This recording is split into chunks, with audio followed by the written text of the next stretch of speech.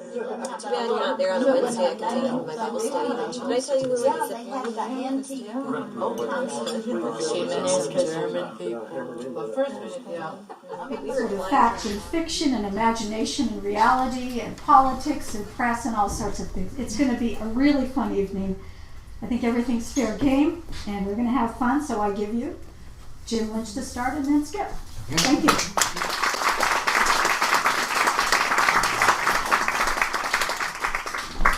So this is a nice moment to get to this point, because I don't know when it was that we met in a coffee shop. Was it about 2 years ago? Something like that? And I was in mid-flight in the book, and I was having all these reservations about my interpretation of Seattle and so on. And so I've always liked Skip's take on things, and so I read Pugitopoulos, and I just asked him if he'd sit down and have coffee with me, and I just kind of ran through my rant on what Seattle seemed like to me, and he seemed to be pretty in sync with it, and so I just left, buoyed by the fact that I'm not crazy. I can write this. And I just finished his book, which is, it's understatement to call it the best Space Needle book out there. It's really a remarkable book. And as a novelist, it's bizarre to actually, since I was a journalist before I was a novelist, it's weird to have a novel come out that actually has a news peg. And my dad thinks I've suddenly turned into a marketing genius to have it come out the same month of the 50th anniversary of the fair.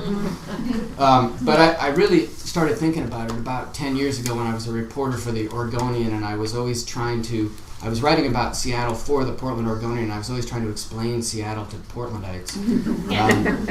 In that process, I kind of just, really enjoyed Seattle as a character and knew that I wanted to set an urban novel up there. And so I did all this research, and it just started fueling my imagination. And at one point I got around, I interviewed Jay Rocky, who was the PR director during the fair, and I started asking him questions, and he started telling me about the fair, and what he was telling me just didn't jive with what I had imagined. And so it was like, I'm sorry, sir, but my imagination doesn't remember it that way. And so it's just this odd moment in time where I'm merging fact and fiction. And so now the latest thing is that I was asked to read on the monorail for 3 hours coming up here.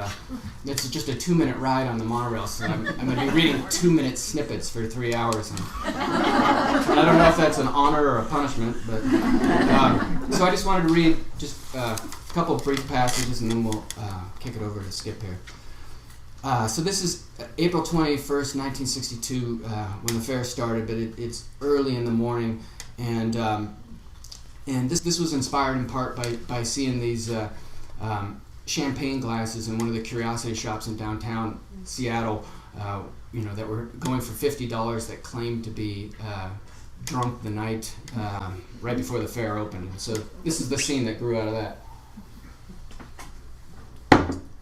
This is when and where it begins, with all the dreamers champagne drunk and stumbling on the head of the needle. Look back farther all you want, but this renaissance starts right here when the dreamers get everyone to take one long gawk at this place. Look, just look at this brash metropolis surrounded by postcard summits and all that boat-loving water. Up here in the dark, 500 feet above it all, downtown looks like it's on fire again, though it's just showing off this time, flaunting cheap hydropower, everyone flipping on their lights to greet the world. All those bulbs straining to make the city look bigger than it actually is. Taste that salty air. Smell the clam spit. We're better to start afresh. A whole new way of living in a city of things to come. That's right. A city so short on history it's mostly all future anyway. So climb on board and go, go, go. The elevator doors glide open 7 minutes before midnight. Everyone's spilling out. Men dressed like penguins. Women like peacocks. An older crowd, bloodshot and slack-jawed, up past bedtime, bumping into radiant waitresses in gold lame, passing out flutes of champagne. Roger Morgan, the grand exalted dreamer himself, grabs a glass, thanks the waitress, takes in the chaos. Dozens of people, and it sounds like hundreds, are already here, seeing their city for the first time from this height, shouting, crowding the windows, exclaiming, "Good God," at the spectacle of lights and water below, while others marvel at how the dining area spins around the elevators and kitchen, just slowly enough to make you think you're losing your marbles.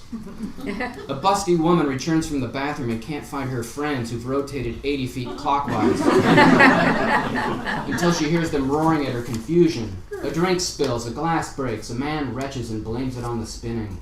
More shouts, more stampeding laughter.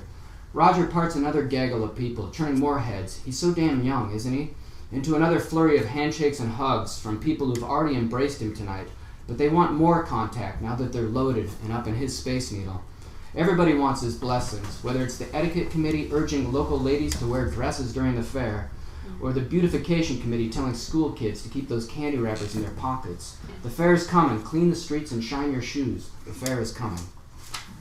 So there's the opening, and so this character that I put into motion right there, Roger Morgan, comes back in 2001 and surprises everybody by running for mayor at the age of 70, and he very soon is being investigated by a reporter who's come in from town from the East Coast, and she's immediately skeptical about the World's Fair, about Seattle, and especially about Roger Morgan, and she doesn't think that somebody who's got all the skills that he had wouldn't have run for office earlier if he didn't have skeletons in his closet. So she wants to investigate him, which is a lot of the momentum of the book, jumping from 62 to 2001. But I just want to read just this paragraph here that kind of describes her snarky attitude that she didn't immediately fall in love with Seattle here. But like most of her dates, it quickly fell short of expectations. The post-intelligencer was in worse straits than anyone admitted, and even the city turned out to be a two-faced tease. A chilling rain pissing on her by the time she returned with her son Elias to hunt for an apartment. Yet it was the pretension that annoyed her, not the weather. She'd never seen a city this full of itself. The most livable, the most literary, the best place to locate a business or raise a kid or have a dog or get cancer. The capital of the new world economy, and the locals swallowed all these national rankings and blathered, even during this current .com hangover. Just look, they told her, as if the views alone justified the hype. Seattle reminded her of men she'd known who'd been told too many times how handsome they were.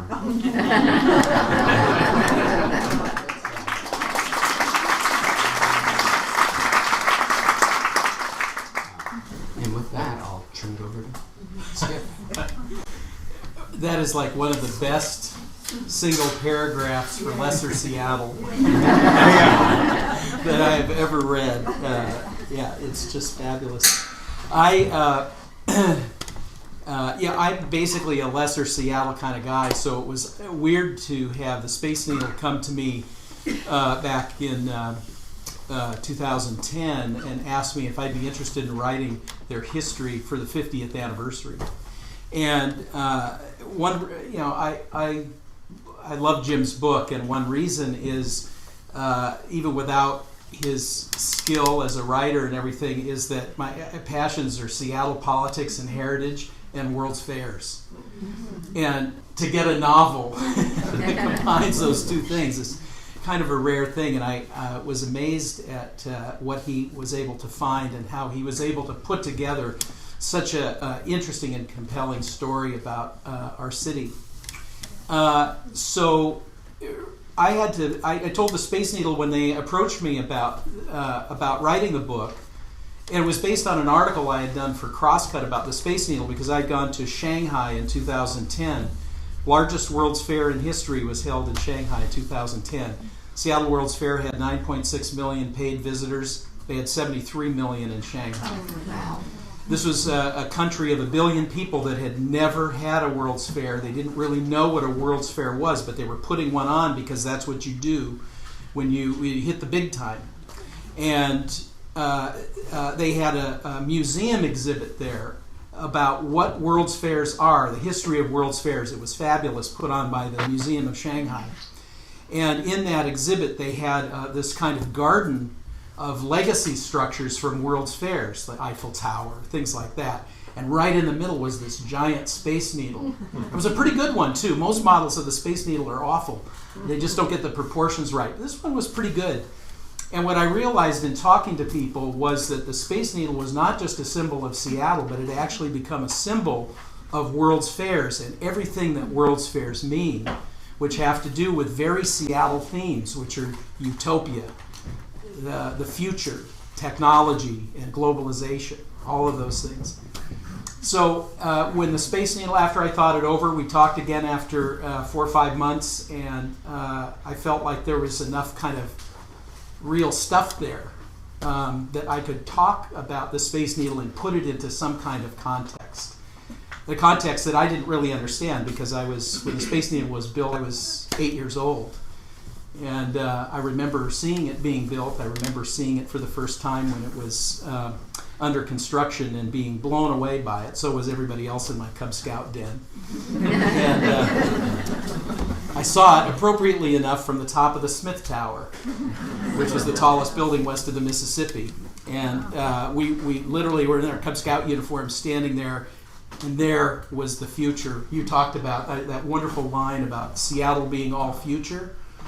When you're a kid in the winter of 1961 looking up there and you see the Space Needle going up and they're putting the top on, the future was right there.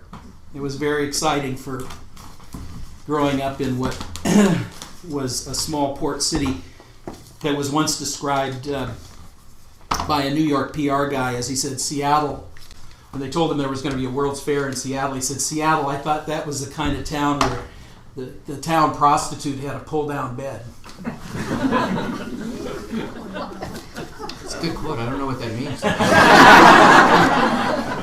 Don't they all? So I'm going to read from the introduction to the book, and it's I think it's self-explanatory. In August 1961, the Space Needle was a hive of activity. Skilled and fast-moving iron workers had just passed the 200-foot level, and people could see the 3 yellow legs of this strange new structure rising on the flats between downtown and Queen Anne Hill. Crews were working extra shifts as the needle builders tried to do the seemingly impossible, raise a unique 600-foot tower of steel in a year, something that would be the symbol of the Seattle World's Fair of 1962, themed Man in the Space Age. The Seattle Times of August 13th provided interesting contrasts. It was a historic date, for it was the day when the Berlin Wall was begun. The Iron Curtain was a symbol of the worst of the Cold War, a world divided, its people viewing each other through barbed wire and along machine gun sights. At the bottom of the front page was a tiny blurb and a picture of the future Space Needle. It happily announced that up to 1.5 million fairgoers would be able to dine in the rotating restaurant of the Needle, now under construction. While East and West faced off in a growing crisis, the American response had made Seattle a kind of ground zero of optimism. Instead of building walls, we were increasing vistas and inviting the world to town to see what Seattle and America could do. While others were hunkering down, we were building up. Further into that Sunday newspaper, a headline read, "Colonization of Other Planets Impossible, says Russ." A Russian scientist poo-pooed the notion that humans could save themselves by rocketing off to Mars or other stops in the solar system. They were too expensive to reach and not capable of sustaining human life. Our solution, some scientists believed, would have to be found here on Earth. That notion took aim at the faddish idea that putting people in space would solve our earthly woes of overcrowding and gobbling up our natural resources. Sobering as the current situation was, however, there was something to the idea of trying to stretch ourselves, to advance technology, to reach out for a better life with the kind of vision and vigor John F. Kennedy, the new president, admired. Seattle, an American city close to its pioneer roots, was ideally suited to the task. As World's Fair scholar Paul Greenhall has observed, the pioneers were rocket-driven at space-age fairs like Seattle. Space was also a place where international cooperation just might be possible. While the Americans and Soviets vied for domination, there was also a chance that a weightless humankind could shed the gravity of old ways and start afresh. So the Space Needle became a symbol of those dreams without ever leaving the ground. Among its builders were some who had worked on rocket projects, but the Needle was never designed to lift off. Instead, it was famed for its stability and durability, its solid and deep foundation. The Needle had come to live among us and to stand for something, and to do so as a permanent landmark for a long time to come. There are many personal stories that capture the essence of the Needle. Most Seattleites were standing on the ground in 1961 and looking up as the Needle rose. Some were entranced, almost hypnotized by the process. Like Mrs. Ethel M. Lyons, a retired school teacher and a widow of a Spanish-American war veteran. She rode the bus from her home in the University District to the worksite every day, often as early as 5 a.m., to peek through the fence and watch the needle's progress. The ironworkers dubbed her the needle's #1 fan and mother of the Space Needle, and presented her with her own hard hat. She brought the crews Thanksgiving pies and Christmas fruitcakes. Even during the fair, the needle became an almost daily ritual for Mrs. Lyons. A lucky few had the chance to be among the first to see the view from high above. In the late fall of 1961, Jeff Wright, now chairman of the company that owns the Space Needle, was a 4-year-old boy whose larger-than-life father, Howard S. Wright, was overseeing construction of the tower. He ran a family company that almost literally built the Pacific Northwest we know today, from skyscrapers and malls to Grand Coulee Dam and nuclear plants. On Saturday mornings, Jeff's dad would take him to the work sites. One day they climbed into the open construction elevator with its cyclone fence walls and rose 500 feet into the air to the top of Dad's latest project, the Space Needle. Young Jeff clung to his father's legs, scared to death. Tourists still gasp at the ride today, even from the inside of cozy modern elevators. The Needle then was the highest structure in the city, tallest west of the Mississippi. Such heights were dizzying, the kind of thing experienced by flyers, parachutists, and mountain climbers. The top of the Needle wasn't finished yet. The floor of the restaurant level wasn't even complete. The place was swarming with workers rushing toward their April deadline to have the tower up and running for the opening of the fair. Jeff wanted to look over the precipice. So Howard Wright let him crawl over to the rim. No rope, no harness, no net. Just like the ironworkers. He held him by the ankles as the child peered down at the city below. Jeff Wright remembers being scared and exhilarated, but also grounded by his father's powerful hands. It was a kind of baptism in the air, where he was dipped in the heights and washed by the cold Pacific winds that challenged even seasoned ironworkers. He was thrilled by the view that few had yet seen, one of the first of some 50 million visitors who have seen it since, albeit with less risk.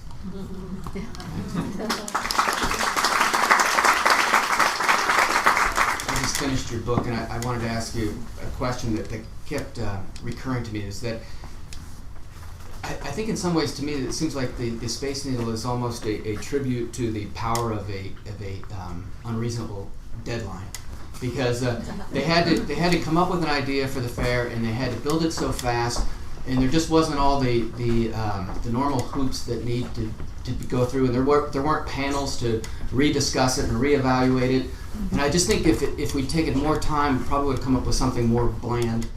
We tend to think of Seattle of 1961, 1962 as being kind of a backwater.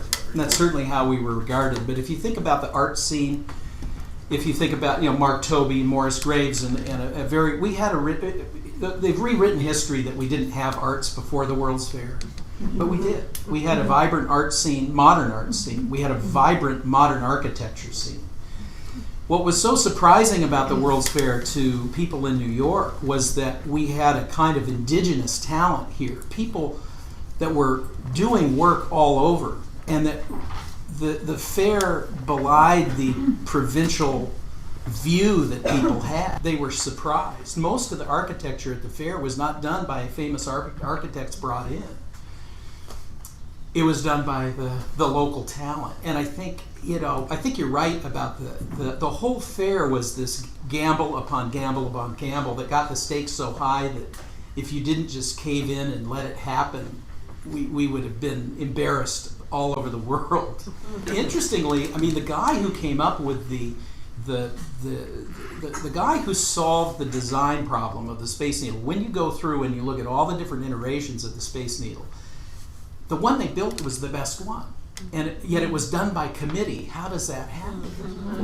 But one of the things they did was they reached out of their comfort zone. John Graham, a conservative businessman's architect, the kind of guy whose idea of purpose was to make a 3-point list saying, make money, at the top of his list. He stretched his comfort zone. He hired Victor Steinbrook, And Victor Steinbrück, working for $5 an hour as a consultant over the summer of 1960, worked with the existing ideas and worked and worked and worked until he came up with a plan that passed muster with John Graham, who, even though he wasn't creative in a sort of artistic sense, he knew when to say yes and when to say no. He had that executive ability to know art when he saw it, even if he couldn't necessarily come up with it. And I just think there's a really interesting, by all rights, the fair and the Space Needle should have failed. The fair never should have happened. It never should have happened here. The Space Needle should never have been built, and if it was built, it shouldn't have been more successful than the Sun Tower, or in Knoxville, or many of these other copycats that we don't even know about or think about today. Seattle does things and tries things and attempts things that Portland wouldn't necessarily. And I just thought that 62. I was born in late '61, and so it was always in the in the shadow of my experience in Seattle. And so I always thought of it as kind of this romantic time, and I wanted to explore it. And I kept watching those 10, 20, 30, 40 anniversaries of it coming back, and it always seemed like somewhat similar, effusive stories about the fair. So I started getting suspicious that the fair might not be all it's hyped up to be as well. And so I wanted to go back, and I just thought it'd be that Seattle was modern Seattle was coming of age, arguably during the fair, and then I picked 2001 because it seemed like midlife crisis. We just boomed and busted again with the .com implosion, and it just seemed like a Seattle with a bad hangover, a nice contrast to the jubilant fair. And I wanted to have kind of a collision of old and new Seattle, because I wanted to capture Seattle as best I could, at least my version of Seattle.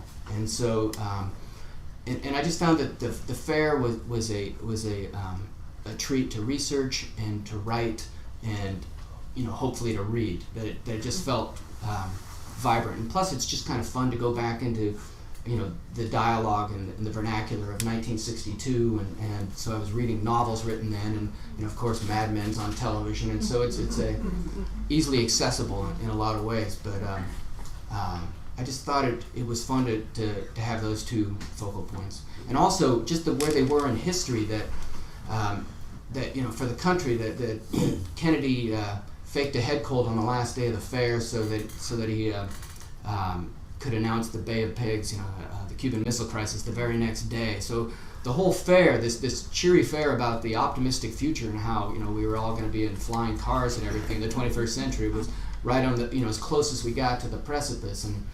And in 2001, it was somewhat similar in that we were building right up to 9/11. So they seem like good bookends. Yeah.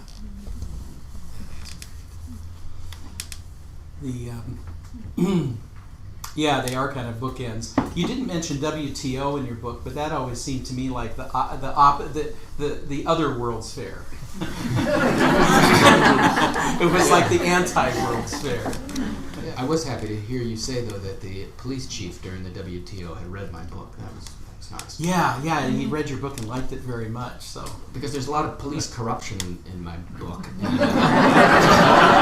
I haven't got invited to any police, book clubs or anything. It's nice. And I was wondering if did you find any actual corruption at the fair in your historical research? Well, I was hoping I was going to see some in your book,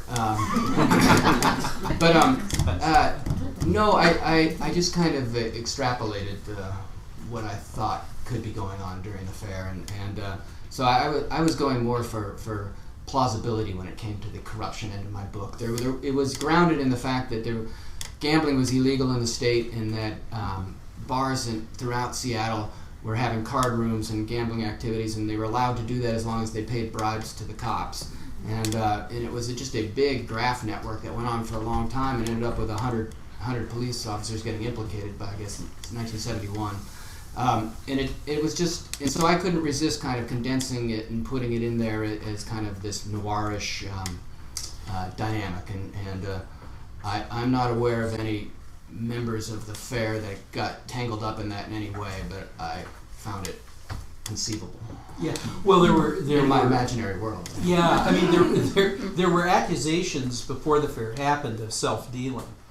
And I'm sure if you had been around in 1962 with a free hand to investigate for a newspaper, you probably would have found, land deals and that kind of thing. One thing that's been sort of left out, and it's not in my book because it's not Space Needle related, but I did do a piece about it, was that the Colicurcios, which were, Seattle's crime family, Frank Colicurcio got into the strip club business at the Seattle World's Fair.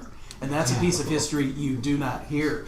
He ran a Klondike-themed nightclub at the fair. And his brother, he was in business with the pinball gambling business, which was oddly to think that pinball gambling was like the big corruption thing. And there was a major crime war over it. People were blowing up the competitors' machines and whatnot. They wanted to move a pinball operation right across from the fair, and the city wouldn't let them get anywhere close. They didn't want any gambling, but they did have the show street at the fair where they had the sort of Vegas nightclub shows and the dirty puppet show and these various things. So Colicurcio ran this nightclub, and then he got arrested. He was busted because he was hiring underage girls to work in the club, and he hired a couple of young gals applied to work in the club. Colicurcio told them how to get fake ID, and he got busted. And but he met a guy at the fair who was in charge of the vending machine concessions. That guy became a famous Seattle restaurateur. His name escapes me at the moment, but he was a behind-the-scenes guy. He did El Gaucho and other iconic local restaurants. He became, as a result of that relationship, he became Colicurcio's frontman. And Frank Colicurcio's strip club empire grew while this guy got liquor licenses and opened clubs that Frank owned. Another business out of the fair. Exactly, exactly. And I wondered how much about that you knew, because you were right on in your book in the threads of corruption that were actually they actually were there, and they're not talked about. Yeah. Well, and I also feel like so not only was this fair super optimistic about the future and how science was going to make life so easy. But it also Seattle was cast as such a super wholesome city at the time, and it just wasn't as wholesome as it was coming off, and so that's kind of what I tried to capture in my character, because my main character Roger Morgan, I tried to make him like a walking, talking metaphor of the city. So I have him charming, ambitious, and not all that wholesome. And so that just worked far better for me as a vehicle to tell the story I wanted to tell than trying to recreate Eddie Carlson and Joe Gandy and Ewan Dingwall and the people that actually ran the fair. Yeah. I remember when we had a conversation though, and I was discussing with you whether or not that you thought that Seattle had an abnormal amount of hype, and that it suffered from arguably too much hype.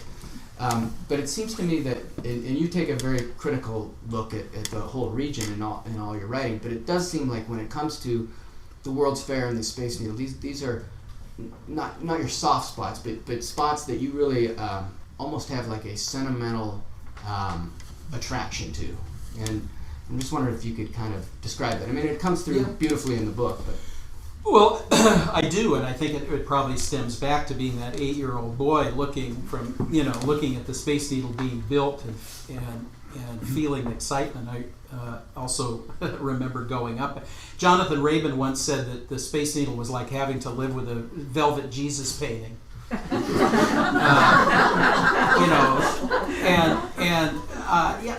I just couldn't disagree more. I mean, I can see why somebody might feel that way, but I'll never feel that way. And I think I tend to be pessimistic. I'm kind of a Hobbesian by nature. I mean, I tend to think that people are awful and bad things will usually result from our actions. But I also feel like there's no other choice than to try to behave differently.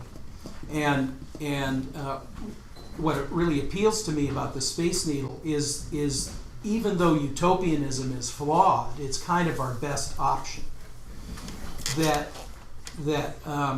And especially a utopianism that's also sort of grounded in reality, which is one reason I like Eddie Carlson and Ewan Dingwall, because these guys, they were very idealistic, but they also did want to make a buck, and they wanted, they were practical guys.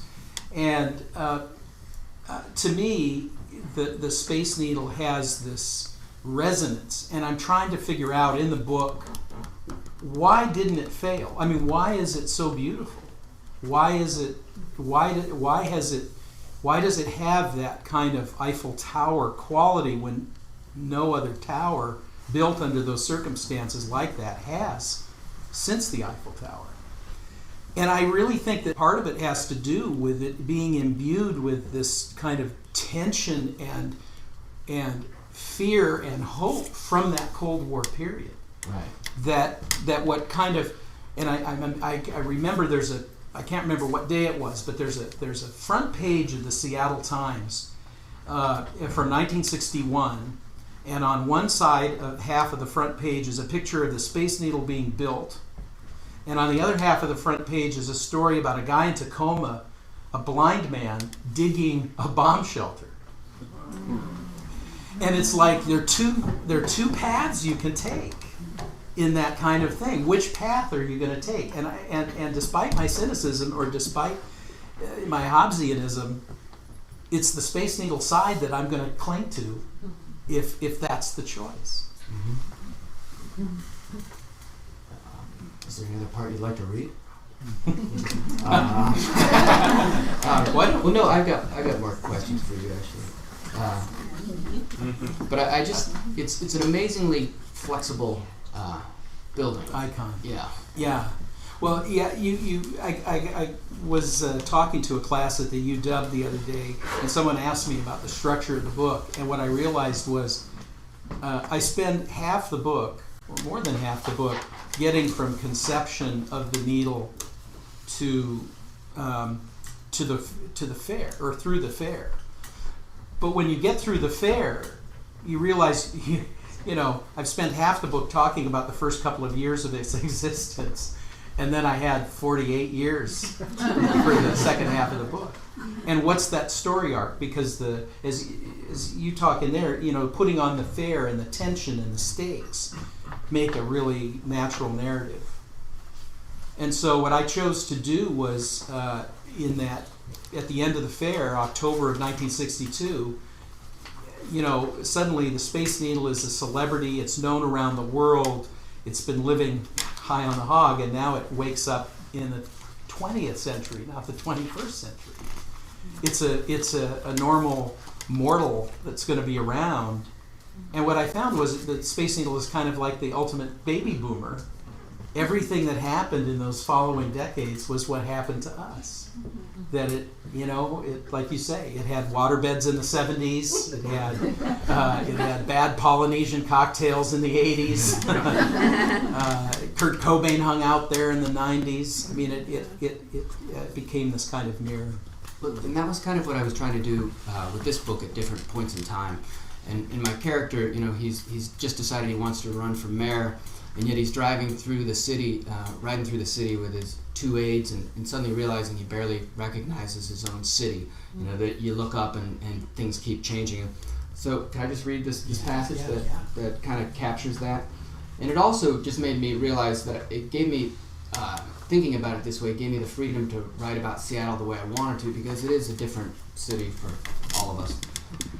Okay, let's see. He tried to relax by noticing all the changes along 3rd Avenue. Used to be Woolworths on that side of Pike and Cress on the other side, he told Annie. Bookends for 30 or 40 years at least, gone without a trace. And 25 years ago, nobody could have imagined 5th and Pine without Frederick and Nelson and its Frango mints. About the only thing that hasn't changed is the Bond, but even that looks different. You know what? Annie said, you should give tours. Don't encourage him, Teddy mumbled. We don't need the elderly candidate reminiscing about the good old days. Yeah. Roger laughed but continued. Used to be billboards all along here, remember Teddy? His voice lowered into 1960s ad man tenor. Pan Am, the world's most experienced airline.